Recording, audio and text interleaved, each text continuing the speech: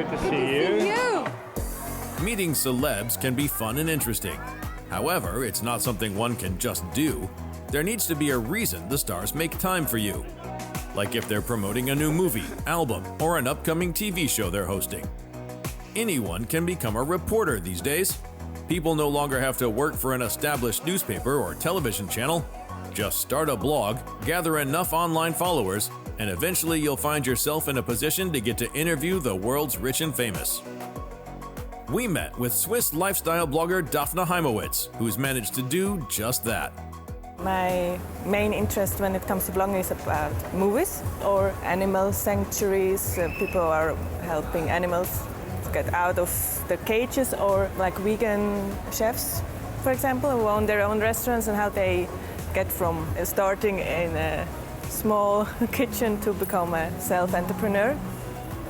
And of course everything that relates to lifestyle, like music, fashion and beauty, but always a little bit related to vegan too, that it's cruelty-free and hopefully vegan, or it's just to show that there is more than just like vegetables to eat for vegans. Lifestyle with a vegan angle. Now that perfectly fits the current zeitgeist.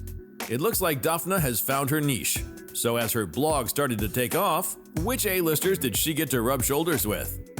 I guess the most famous was, I think, Viggo Mortensen, who presented the film Green Book. And it's a funny story because I interviewed Peter Farrelly, the director of Green Book 2, and when I posted that on my Instagram account, some guy just liked it and so on, and then I followed him because I saw, well, this maybe he was related to the film too, and actually it was a producer, Charles Wessler, and in the end I could do an interview with him as well. So when a blogger finds herself at a prestigious event like, say, the Zurich Film Festival, what's that like? With all the stars, the photographers, the camera crews, it sounds like quite the experience. The red carpet life, it sounds very, very interesting and exciting, which it is, but it's a lot of waiting too. And then when finally the tenant arrives, it's like you're very excited, and hopefully you can get the chance to ask a question.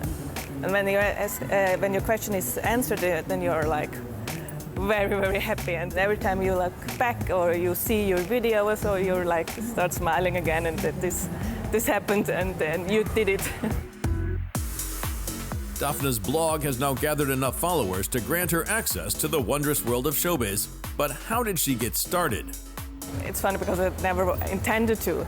Because during my media and communication studies here at the University of Zurich, I did an internship with a news magazine, and then I interviewed some people and I really loved it. So after my internship, there was no interviews anymore, and suddenly a friend of mine told me that some colleagues are creating a new magazine and I could write for them, but they couldn't offer me money. So I said, well, then I put the content on my blog, and then this suddenly started. At one point I left the magazine and I'm doing this just for me.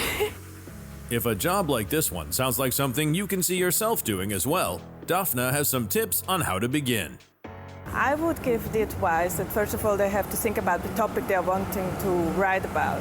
So if it will be like movies, then take some movies that you like and write about them, and then put it on a free, like WordPress free website account, and then visit the press screenings. If they will put you on the press list, and yes, from there maybe you have a film festival next to your city or in the country you're living in. And so slowly start from there and have your social media accounts where you can spread your content, but do it because you love it and because you want to share your passion. Don't do it because you want to get very, very rich or famous, because I think then you will be very fast disappointed, because it's happened very, very rarely. Living in Switzerland, Daphne Chaimovitz has proven that no matter who you are or where you're from, with enough willpower and some luck, anyone can thrive as an online personality.